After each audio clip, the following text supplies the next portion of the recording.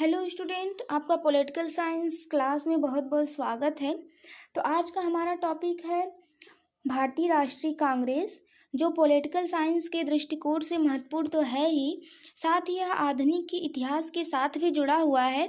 तो आज हम जानेंगे कि कांग्रेस की स्थापना कब हुई और किसके द्वारा हुई, और इसके साथ ही साथ यह भी जानने का प्रयास करेंगे कि कांग्रेस के जन्म का मुख्य कारण क्या था, किन लोगों ने कांग्रेस की आलोचना की। तो आते हैं हम अपने टॉपिक पर। तो भारतीय राष्ट्रीय कांग्रेस के जन्मदाता जो हैं वो ह्यूम को माना जाता है, जिनका पूरा नाम एलेन एक्टोवियन ह्यूम था। वो एक अंग्रेज आईसीएस यानी इंडियन सिविल सर्विस रिटायर अधिकारी थे, जिनके द्वारा 1885 में भारतीय राष्ट्रीय कांग्रेस की स्थापना की गई थी, जिसका पहला अधिवेशन पुणे में होने वाला था, लेकिन वहां पर प्लेग बीमारी फैल जाने के कारण कांग्रेस का पहला अधिवेशन 28 दिसंबर 1885 में मुंबई के गोकुलदास तेजपाल संस्कृत पाठशाला में हुआ, जो ग्वालियर टैंक में पड़ता है। इस अधिवेशन के अध्यक्ष उमेश चंद्र बनर्जी को बनाया गया था, जिसमें मात्र 72 प्रतिनिधि शामिल हुए थे। एक बात आप लोग याद रखिए कि इसके अध्यक्ष उमेश चंद्र बनर्जी को बनाया गया था, जबकि उपाध्यक्ष ए.ओ. ह्यूम को बनाया गया था। कभी कभी आप लोगों से क्वेश्चन पूछा जाता है कि कांग्रेस को क्यों लाया गया, कांग्रेस जैसे संस्था या मंच को भारत में लाने की आवश्यकता क्यों आन पड़ी, इसकी क्या मंशा थी। तो ह्यूम को भारतीयों से बहुत सहानुभूति थी तथा वो उस समय में भारतीयों और अंग्रेजों के मध्य बढ़ती कटुता को, उनके मध्य बढ़ते मतभेद को समाप्त करना चाहते थे। इसी को ध्यान में रखकर उन्होंने कांग्रेस की स्थापना की थी।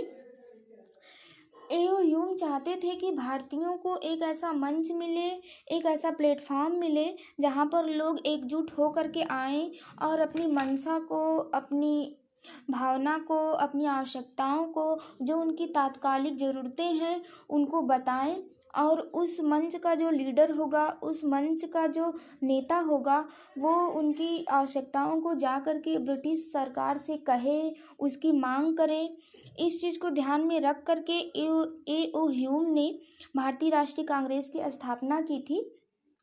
शुरुआत में जिस समय भारतीय राष्ट्रीय कांग्रेस का जन्म हुआ 1885 में, उस समय कांग्रेस का उद्देश्य स्वतंत्रता प्राप्त करना बिल्कुल नहीं था, बल्कि अंग्रेजों से कुछ सुविधाएं प्राप्त करना था।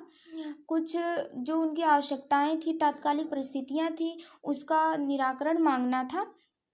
स्वतंत्रता की प्राप्ति की मांग कांग्रेस में उग्रवादी शाखा जो 1905 से स्टार्ट होती है और गांधी जी के सक्रिय राजनीति में शामिल होने के बाद शुरू हुई। आप लोग याद रखिए कि 1885 से लेकर के 1905 तक कांग्रेस पर उदारवादियों का प्रभाव था, और 1905 से कांग्रेस पर उग्रवादियों का प्रभाव पड़ना प्रारंभ हो गया, जिसके कारण कांग्रेस ने अपना रुख स्वतंत्रता या स्वराज्य मांग की तरफ मोड़ लिया। कांग्रेस के प्रारंभिक उद्देश्य क्या थे, इसको हम 4 टॉपिक के माध्यम से समझने का प्रयास करेंगे। तो कांग्रेस का जो पहला उद्देश्य था वो है कार्यकर्ताओं में मित्रता एवं निष्ठा को बढ़ाना। 1885 में जो कांग्रेस के कार्यकर्ता थे, उनके बीच में मित्रता नहीं थी, उनके बीच में निष्ठा की भावना नहीं थी, और इसके साथ ही साथ पूरे भारत में देश प्रेम, सहयोग, एकजुट होकर कार्य करना, समर्पण की भावना बिल्कुल नहीं थी। कांग्रेस का यह उद्देश्य था कि इनको एकजुट करके एक मंच पर लाया जाए, और इसका दूसरा उद्देश्य था देशवासियों में पक्षपात की भावना को समाप्त करना। 1885 से पहले अंग्रेजों की जो नीति थी वो फूट डालो राज करो की बिल्कुल नहीं थी। जब 1857 का विद्रोह हुआ, यूँ कहे कि 1857 की जब क्रांति हुई और लोग जगह जगह पर एकजुट होकर विद्रोह करने लगे, तो अंग्रेज सरकार इनके सहयोग को देखकर हैरान हो गई, और 1857 की क्रांति के बाद फूट डालो राज करो की नीति अपना ली, जिसका देशवासियों पर गहरा प्रभाव पड़ा और हिंदू मुस्लिम एकता टूटने लगी, लोग पक्षपात करने लगे। और कांग्रेस का यही उद्देश्य था कि देशवासियों के मध्य में जो मतभेद उत्पन्न हो गए हैं उनको समाप्त किया जाए। कांग्रेस का जो थर्ड उद्देश्य था वो था शिक्षित लोगों द्वारा संपूर्ण भारत का प्रतिनिधित्व। कांग्रेस यह चाहती थी कि जो भारत के शिक्षित लोग थे तथा जो यूरोप से पढ़कर आए हैं तथा जो यूरोप पढ़ने गए हैं उनके द्वारा भारत के लोगों की आवश्यकताओं को जाना जाए तथा उनकी मांगों को कांग्रेस के मंच पर लाया जाए, जिसके द्वारा ब्रिटिश सरकार से वो मांग को हम मांग सकें। इस उद्देश्य से भी कांग्रेस की स्थापना हुई थी। और कांग्रेस का जो लास्ट उद्देश्य था वो था राष्ट्रीय हित की नीतियां निर्धारित करना। कांग्रेस जो भी नीति बनाएगी, जो भी कानून बनाएगी तथा जो ब्रिटिश सरकार से मांग करेगी वह देश के हित में होगा। एक चीज़ और आप लोग ध्यान रखिए कि जब अधिवेशन कोलकाता में होता था तो मुंबई से अध्यक्ष बनाए जाते थे, और जब अधिवेशन मुंबई में होता था तो कोलकाता से अध्यक्ष बनाए जाते थे। इसका मतलब यह है कि उस समय भारत को चारों तरफ से जोड़ने का प्रयास किया जा रहा था। और इसके साथ ही साथ कांग्रेस का उस समय आलोचना भी हुई थी, कुछ लोगों ने उसकी आलोचना भी की थी। और कुछ अंग्रेज जो थे और कुछ कट्टरपंथी मुसलमान जो थे उन्होंने कांग्रेस पर यह आरोप भी लगाया था कि यह एक हिंदूवादी संगठन है। तो हम यह जानने का प्रयास करेंगे कि क्या यह रियल में हिंदूवादी संगठन था। तो 1885 में कांग्रेस का पहला अधिवेशन हुआ था जो मुंबई में हुआ था, जिसके अध्यक्ष उमेश चंद्र बनर्जी को बनाया गया था, जो एक ईसाई थे। पहले वो प्रारंभ में हिंदू थे लेकिन उन्होंने अपना धर्म परिवर्तन कर लिया तो वो ईसाई बन गए। तो उसके बाद दूसरा उसका अधिवेशन हुआ जो 1886 में हुआ। 1886 में कोलकाता में हुआ, जिसके अध्यक्ष दादा भाई नौरोजी को बनाया गया जो पहले पारसी थे। इसके बाद उसके जस्ट बाद कांग्रेस का तीसरा अधिवेशन होता है जो 1887 में हुआ था, जो मद्रास में हुआ, जिसके अध्यक्ष बदरुद्दीन तैयब थे जो एक वकील भी थे और मद्रास हाई कोर्ट के जज भी रह चुके थे। वो पहले मुस्लिम थे जिनको कांग्रेस का अध्यक्ष बनाया गया था। इसके बाद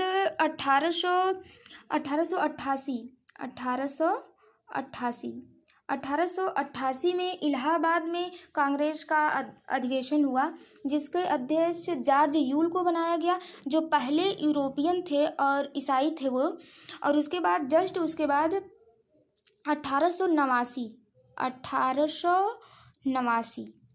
1889 में कांग्रेस का अधिवेशन हुआ जो मुंबई में हुआ था, जिसके अध्यक्ष विलियम वेडन वन को बनाया गया जो ईसाई थे। इन्होंने ए ह्यूम की जीवनी भी लिखी थी। फिर उसके बाद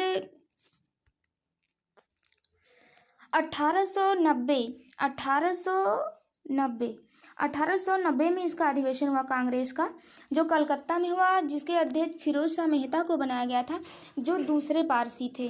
तो हम लोग जो देखते हैं कि सीक्वेंस से यानी लाइन से 1885 से लेकर के 1890 तक जितने भी कांग्रेस के अधिवेशन हुए हैं उसमें एक भी हिंदू अध्यक्ष नहीं बनाया गया है। तो इसको देखते हुए हम ये कह सकते हैं कि जो अंग्रेज ने या फिर जो कुछ मुस्लिम कट्टरपंथ मुसलमानों ने आरोप लगाया था कांग्रेस पर कि यह एक हिंदूवादी संगठन है, तो ये बिल्कुल गलत है।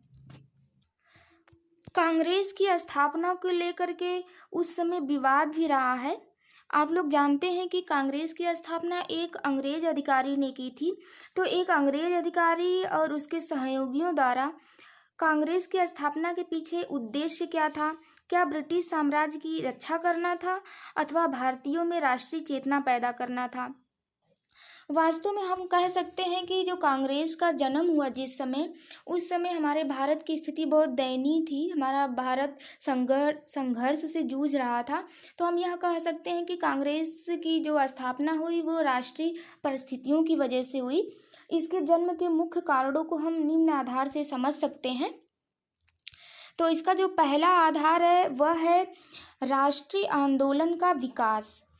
तो कांग्रेस के जन्म से 20-25 वर्ष पहले से ही आधुनिक राष्ट्रवाद का विकास होना प्रारंभ हो गया था। जैसे राजा राम मोहन राय, दयानंद सरस्वती, स्वामी विवेकानंद आदि महान पुरुषों के प्रयासों से सामाजिक पुनर्जागरण, आर्थिक पुनर्जागरण होना प्रारंभ हो गया था। साथ ही साथ अंग्रेजी हुकूमत से जो उसकी शोषणकारी नीतियां थी, दमनकारी नीतियां थी, जिसके कारण भारत के जो लोग थे उनके अंदर रोष उत्पन्न हो गया था। रॉलेट एक्ट, इल्वर्ड बिल विवाद, जिसको हम नेक्स्ट वीडियो में पढ़ेंगे कि ये सब थे क्या, ये सब क्या था। तो रॉलेट एक्ट, इल्वर्ड बिल विवाद ने भारतीयों की आंखें खोल दी थी। परिणाम स्वरूप भारतीयों के मन में और भारतीयों के अंदर असंतोष आ गया, अशांति की लहरें दौड़ने लगी। कांग्रेस इस राष्ट्रीय आंदोलन का स्वाभाविक परिणाम था। इसका दूसरा जो जन्म का कारण है वह राष्ट्रीय मंच की आवश्यकता। जब भारत में राष्ट्रीय आंदोलन विकसित होने लगा तो लोगों को लगा कि भारत में एक ऐसी संस्था होनी चाहिए, एक ऐसा मंच होना चाहिए जहां पूरे भारत के लोग एकत्र हो सकें और अपनी समस्याएं एवं मांगें सरकार के सम्मुख रख सकें। और इसका तीसरा जो जन्म का कारण है वह है विकास का अगला सोपान। भारत में जैसे जैसे असंतोष बढ़ने लगा, अलग अलग क्षेत्रों में अलग अलग संस्थाएं विकसित होने लगी।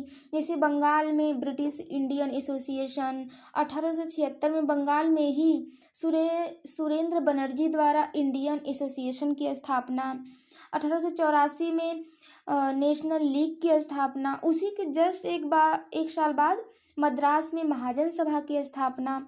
इस प्रकार विभिन्न क्षेत्रों में कई संस्थाओं की स्थापना हुई और यह आवश्यकता फील होने लगी कि इन सभी संस्थाओं को एक ऐसा मंच मिले और इसकी पूर्ति कांग्रेस ने की। इसको लेकर के भी कहा जाता है कि कांग्रेस का जन्म इस उद्देश्य से भी हुआ था। और इसका जो लास्ट है कांग्रेस के जन्म का कारण वह है ब्रिटिश शासन का हित। भारतीय राष्ट्रीय कांग्रेस की स्थापना के पीछे कांग्रेस का हित छुपा था। ब्रिटिश शासक चाहते थे कि भारत में अखिल भारतीय स्तर पर एक ऐसा मंच होना चाहिए, एक ऐसा प्लेटफॉर्म होना चाहिए जिसके द्वारा सरकार को भारतीयों के मन में जो संघर्ष चल रहा है उसके बारे में पता चल सके। उनकी दृष्टि में भारत पर शासन करने के लिए यह बहुत आवश्यक था। इसलिए ब्रिटिश सरकार ने ए.ओ. ह्यूम को कांग्रेस की स्थापना के लिए तुरंत अनुमति दे दी थी। यहाँ तक कि लॉर्ड डफरिन ने यह भी कहा था कि मुझे जनता की वास्तविक इच्छाओं का पता करने में बहुत ज़्यादा कठिनाई होती है और यह सार्वजनिक लाभ की बात होती यदि कोई उत्तरदायी संगठन होता। ये तो रहा कांग्रेस के जन्म से संबंधित कुछ कारण कि कांग्रेस का जन्म किस वजह से हुआ। और कभी कभी आप लोगों से क्वेश्चन पूछता है कि कांग्रेस की स्थापना के समय वायसराय और सचिव कौन थे। तो आप लोग याद रखिए कि जिस समय कांग्रेस की स्थापना हुई थी उस समय वायसराय डफरिन थे और जो सचिव थे वो थे लॉर्ड क्रॉस। कांग्रेस की स्थापना के समय कांग्रेस की बहुत सारी आलोचनाएं भी हुई।